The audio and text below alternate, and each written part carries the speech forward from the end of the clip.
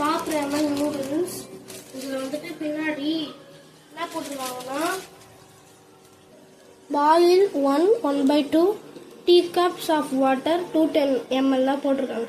அது வந்துட்டு நிறைய பேருக்கு டவுட் வந்திருக்கும், ஒரு நூடுல்ஸ்க்கா இல்லை அந்த 4 நூடுல்ஸுக்குமா அப்படின்னு சொல்லிட்டு. அது வந்துட்டு ஒரே ஒரு நூடுல்ஸு தான். 4 நூடுல்ஸுக்கு அதே 4 டைம்ஸ் மல்டிப்ளை பண்ணிக்கோ நம்ம தான் போடணும். 4 டைம்ஸ். அதே மாதிரி ஒரு இதுக்கு ஒரு பேக்கெட்.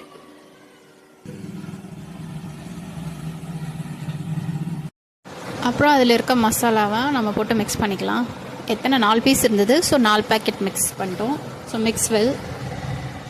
நல்லா மிக்ஸ் ஆனால் தான் அதில் எல்லாத்துக்கும் கரெக்டாக டேஸ்ட் வரும்.